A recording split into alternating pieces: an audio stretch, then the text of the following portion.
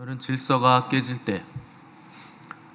깨질 때라는 제목으로 우리 하나님 말씀 함께 나누도록 하겠습니다. 지금까지 사도 바울은 방언과 예언에 있어서 교회에서 지켜야 할 질서를 계속 강조해 왔는데, 그 예언이나 방언은 모두 교회를 세우기 위함이고 더 나아가서는 하나님께서 영광 받으시기 위함이기 때문에 무슨 일을 하든지 하나님이 세우신 질서 안에서 행하라 하는 것이 바울의 명령이죠. 왜냐하면 하나님은 질서의 하나님이시기 때문에 마땅히 하나님의 백성들도 질서 안에서 행해야 된다는 겁니다. 그 교회 안에서 흔히들 이렇게 은혜롭게 합시다 라는 말을 하면서 질서를 깨뜨리는 일들을 많이 하는데, 은혜라는 것은 근거가 우리에게 없다는 뜻이죠. 그리고 공로가 우리에게 없다, 받을만 하지 않은데 받았다 라는 뜻이기 때문에 그런 말을 쓰면서 우리가 편법을 쓰거나 질서를 깨뜨리는 일을 하면 안 되는 겁니다. 특별히 그 교회에서 질서가 지켜질 때 화평이 유지되게 되는데, 무질서의 반대 개념이 질서인 것이 당연한 것인데, 바울은 33절에서 하나님은 무질서의 하나님이 아니시오 오직 화평의 하나님이시라 이렇게 기록하면서 무질서와 화평을 지금 반대 개념으로 갖다 놓고 있는 거죠. 무질서의 하나님이 아니요 질서의 하나님이시라 이렇게 얘기해야 맞는 거죠. 근데 왜 화평을 썼는가? 질서가 지켜질 때 화평이 있기 때문에, 결국 질서가 화평을 만들어내기 때문에 화평을 갖다 쓴 겁니다. 그래서 교회 안에서도 질서가 있을 때 교회의 화평이 유지되고, 특별히 은사를 사용함에 있어서 그 권세자의 질서 아래서 은사를 사용할 때 교회의 화평이 깨어지지 않는다는 거죠. 그래서 방언이나 예언의 말씀을 전할 때도 질서를 따라서 해야 된다 하는 것을 강조하는 것이죠.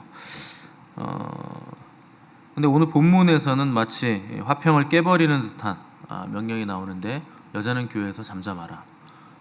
남자하고 여자하고 차별하는 건가? 이거 질서가 깨지는 것 아닌가? 화평을 깨는 말 아닌가? 이런 생각이 들 만한 말이고, 많이들 오해하는 말이죠.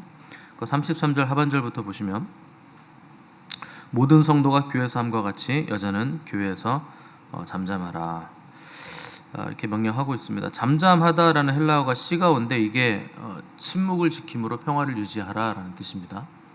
그러니까 목적이 분명하죠. 그냥 입 다물고 꿍 하고 있으라는 게 아니고, 평화를 유지하기 위해서 침묵하는 것이 필요할 때는 잠잠하라 하는 뜻입니다. 그러니까 불필요한 언쟁을 삼가라는 거죠. 그러면 남자는 안 그래도 되고 여자만 그래야 되는가? 아닙니다. 다 그래야 됩니다. 그래서 앞에 전제가 붙었죠. 모든 성도가 교회에서 함과 같이. 남자든 여자든 모든 성도들은 평화를 지키기 위해서 침묵해야 될 때는 침묵해야 된다 하는 전제가 붙은 겁니다. 그러니까 모든 성도가 불필요한 언쟁을 삼가해야 된다. 근데 특별히 여자들의 경우에는 남편이라는 권세자가 있기 때문에 남편 권세자를 통해서 너희들이 배워야 되고 말을 해야 된다 하는 것이죠. 그러니까 왜 그러냐? 이것이 율법이 명하는 바이기 때문에 그렇다는 겁니다. 여기서 말하는 율법은 창세기 3장 16절을 말하는 거예요. 이거 우리가 원복음, 오리지널 가스펠, 원시 복음이라고 하는 구절이죠. 그 창세기 3장은 아담과 하와가 죄를 짓고 하나님 앞에서 징계를 받는 사건을 기록해 놓은 건데, 징계라는 거 받을 때는 고통스러운 거죠. 근데 하나님의 징계가 우리에게 은혜를 주고 감사가 된다 하는 거 우리가 금방 알 수 있습니다. 근데 그 징계의 내용을 보니까 하와에게는 너는 해산의 고통이 따를 것이다 하는 징계가 내려졌고, 또 아담에게는 너는 땀을 흘려야 먹고 살 수 있게 될 것이다. 수고의 고통으로 징계가 내려졌다는 겁니다. 근데 이게 정말 징계인가 생각을 해본다면 아닙니다. 이거 은혜입니다.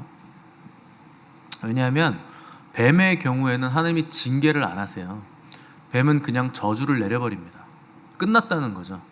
그러니까 뱀은 이미 저주를 받아서 저주받은 존재, 망할 존재로 완전히 확정이 된 것이고, 징계라는 것은 저주가 아니고 하나님께서 개선의 여지를 주셨다는 겁니다. 그래서 여전히 아담과 하와에게는, 뱀에게는 하나님이 아무런 일도 안 하시지만 여전히 아담과 하와에게는 하나님의 은혜가 여전히 개입되고 있다. 하나님의 개입이 그들의 삶 가운데 여전히 작동하고 있다 하는 것이 징계라는 단어로 표현이 된 거죠. 그래서 히브리서에서 보시면 징계가 없으면 아들이 아니요 사생자다. 그러니까 여러분들이 여러 가지 징계를 신앙생활할 때 받을 수 있습니다. 혼날 수도 있고, 또 여러 가지 고통을 당할 수도 있지만 그게 저주는 아닙니다. 뱀이 받은 저주는 그 정도가 아니에요. 그냥 망하는 길로 가게 되는 거죠. 근데 하나님의 징계는 우리가 잘못했을 때 우리가 깨닫게 하시기 위해서 여러 가지 징계를 우리에게 주신다. 왜냐하면 그분이 우리 아버지시고 우리는 자녀들이기 때문에 하나님의 징계를 우리가 받게 된다는 겁니다. 그래서 징계 안에는 우리를 자녀로 생각하시는 하나님 아버지의 마음이 고스란히 담겨져 있다 하는 것이죠. 그래서 징계는 감사의 이유가 될 수 있습니다. 왜냐하면 우리가 하나님의 자녀요, 그분의 사랑받는 자라 하는 보증이요 증표가 되는 것이기 때문에. 그래서 하나님의 자녀라면 반드시 죄를 지을 때 하나님은 징계를 내리시게 돼 있습니다.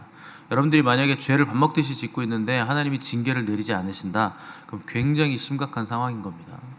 그 사람의 구원의 문제까지 맞닿아 있을 만큼 그건 굉장히 심각한 문제예요. 왜냐하면 하나님이 내리시는 가장 큰 저주는 죄를 지어도 가만히 놔두시는 거예요. 이게 가장 큰 저주예요. 이거는 징계가 아니라 이미 저주 수준으로 넘어간 거죠. 확정이 됐다는 겁니다. 하나님이 이스라엘 백성에게 시시때때로 징계를 하셨죠. 그러니까 하나님이 그들을 붙잡아 주시고 계신다는 뜻이죠. 만약에 하나님이 징계를 안 하시고 가만히 놔둔다, 그러면 인간은 급속도로 죄로 달려갈 수밖에 없는 존재이기 때문에 반드시 하나님의 징계가 우리에게는 필요하다는 겁니다. 당연히 징계 받을 때는 고통스럽죠. 근데 교육적인 차원에서 다시는 잘못을 반복하지 않도록 징계를 내리시는 것이기 때문에 목적이 분명하고 그 징계를 통해서 우리는 하나님의 자녀다운 자들로 변화되어 간다 하는 것이 은혜가 된다는 겁니다. 그래서 이스라엘 백성이 가나안에 정탐꾼을 보냈을 때 10명의 정탐꾼 보고 때문에 부정적인 말과 원망과 불평을 내뱉게 됐는데, 하나님이 40일 정탐, 하루하루를 1년으로 계산해서 40년 동안 광야에서 유리하는 백성이 되게 만드시죠. 그러면 그게 징계인데, 너희들의 죄값을 너희들이 치러라, 뭐 이런 식으로 해서 40년을 뺑뺑이 돌게 만드셨는가 묻는다면 그렇지 않습니다. 죄는 그런 식으로 죄값을 치를 수 있는 게 아니에요. 하나님이 40년을 광야에서 유리하는 백성으로 만드신 이유는 400년이 넘는 시간 동안 이스라엘 백성 안에 뼛속까지 깊게 박혀져 있는 노예근성, 그거를 없애시고 하나님의 백성다운 자들로 세우시기 위한 과정이 필요했다는 겁니다. 그래서 40년의 징계 기간이 필요했다는 거죠. 이스라엘이 망해서 바벨론에 70년간 포로로 잡혀갔는데, 그는 포로로 끌려간 것이 저주였는가? 아닙니다. 징계였죠. 왜냐하면 이스라엘 백성들의 죄가 그동안 너무나 많이 쌓여왔던 겁니다. 하나님이 율법을 주신 이후로부터 율법을 제대로 지킨 적이 단 한 번도 없었다 하는 것이 이스라엘 백성들의 잘못이죠. 그러니까 포로로 끌려간 이스라엘 남자들은, 이스라엘 사람들은 사실 자기들 조상들의 죄 때문에 포로로 끌려간 겁니다.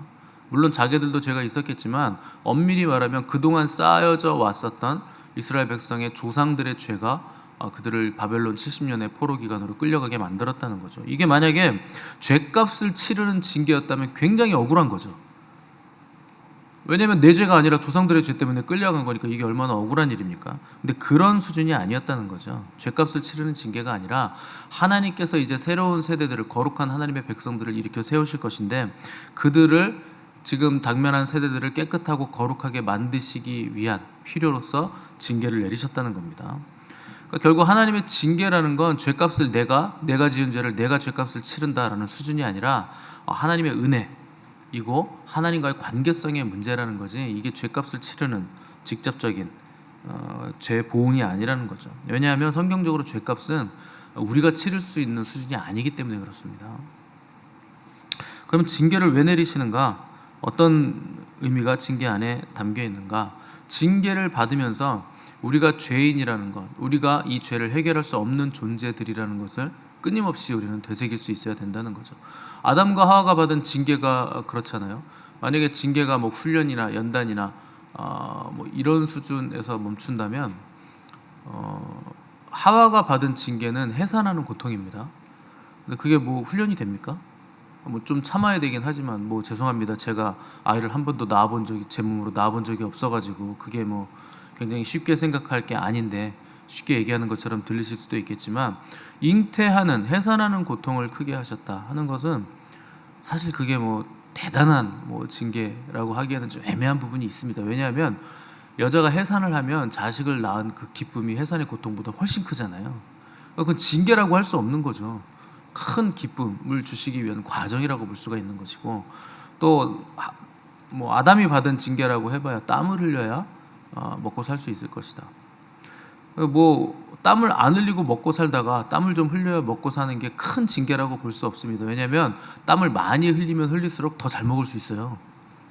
그러니까 땀을 흘리면 먹고 살 수 있는데, 땀을 많이 흘리면 성공할 수 있고 더 많은 재물을 얻을 수 있고 호의호식하면서 살 수 있는 구조가 됐다는 거죠. 어떻게 보면 더 기회의 장이 열리는 것이 되기 때문에 이게 또 뭐 그렇게 큰 징계인가 싶을 만큼 별로 징계 같지 않은 징계를 하셨다는 거죠.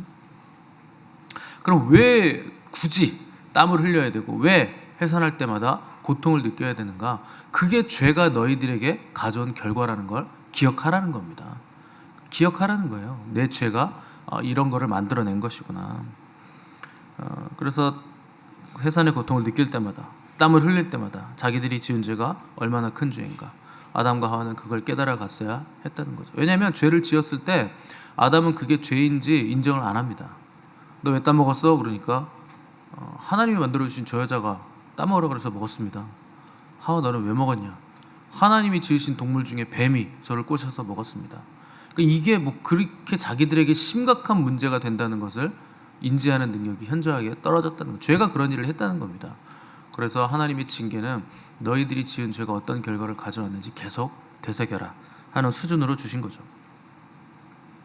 결국 죄값은 징계로 우리가 해결하는 것이 아니고 어떻게 해결해야 되는가? 생명으로 해결을 해야 되는 겁니다.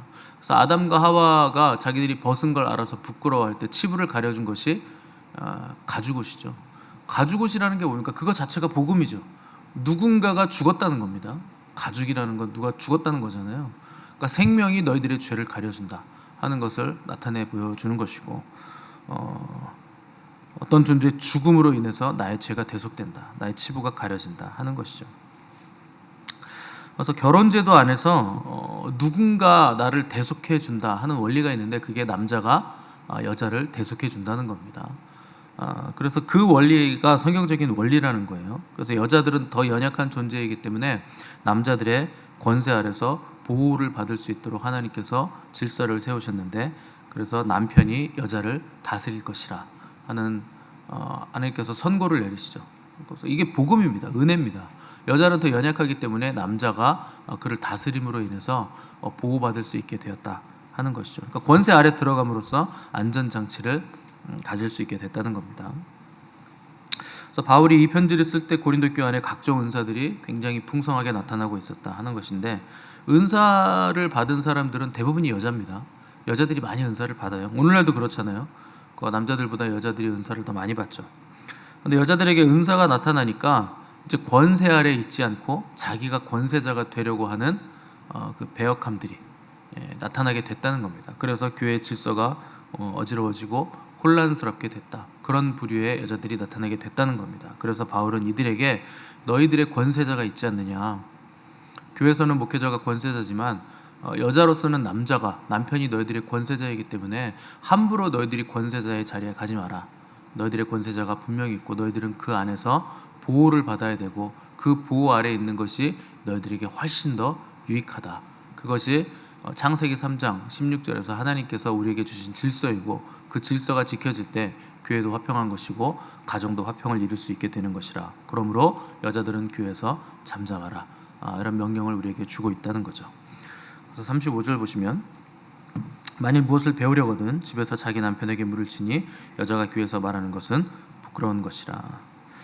그러니까 이 구절을 오해하시면 안 되는 게, 여자는 그럼 교회에서 무조건 아무 말도 하면 안 되는 겁니까? 그런 뜻이 아니고, 교회의 질서와 권위를 무너뜨리는 은사자들을 향해서 바울이 지금 이런 얘기를 하고 있다는 겁니다. 만약에 여자가 교회에서 한마디라도 하는 게 부끄러운 일이라면 가장 부끄러운 교회는 어디 교회일까요? 뭐 다 부끄러운 교회죠. 여자들이 말이 얼마나 많은데요. 교회에서 모이기만 하면 말을 하잖아요. 누가 어쨌고 저쨌고.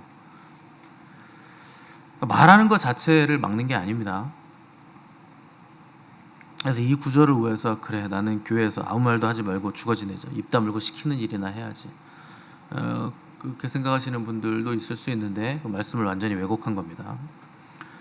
잘 전달하시면 되는 거예요. 하나님이 주신 말씀은 성도를 위로하고 또 권면하고 교회를 세우기 위해서 주신 것이기 때문에 이 교회 질서와 권위 아래서 받은 말씀을 잘 전달하는 지혜가 우리에게 필요한 것이지, 그냥 입을 딱 다물고 닥치고 있어야지, 이런 자세가 우리에게 필요한 건 아니라는 겁니다. 뭐 어떤 분들은 이 구절이 여성 차별적인 발언이라 주장하기도 하는데, 질서라는 것을 반드시 기억해야 됩니다. 질서를 깨뜨리는 상황에서는 남자든 여자든 그냥 침묵하라는 거예요. 여자만 침묵하라는 게 아니고 질서가 깨어질 것 같으면 너희들 침묵하는 게 낫다 하는 것이고, 하나님이 주신 창조의 원리와 질서상 여자들은 권세자의 자리에 자꾸 가려고 하지 말고 남자의 권세 아래 들어가서 안전을 보장받아라 하는 겁니다. 하나님은 질서의 하나님이시다. 또 그분이 세우신 권위와 질서가 있기 때문에 교회 안에서 모든 일을 행할 때 과정에서도 우리는 그 하나님이 세우신 질서 안에서 반드시 행해야 된다 하는 겁니다.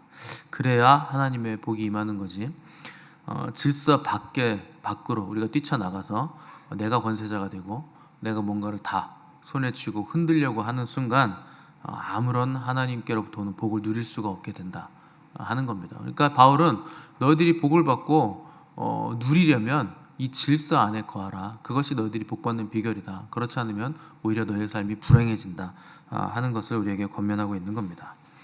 그래서 여자든 남자든 교회의 질서가 깨질 때는 침묵하라 하는 것이고, 또 하나님의 말씀이 임하여서 교회를 세우고 성도들을 권면할 때는 지혜롭게 말씀을 전달하는 은혜가 있어야 된다 하는 것이죠. 그래서 여호수아가 모세에게, 또 이삭이 아브라함에게, 사무엘이 엘리 제사장의 그 권세 아래 순종하고 복종했던 것처럼, 아내는 남편에게, 또 자녀는 부모에게, 또 성도는 권세자에게 순종함으로 복을 누림으로 영광을 입으시는 교회요 성도들이 되시기를 바랍니다. 우리 함께 기도하겠습니다.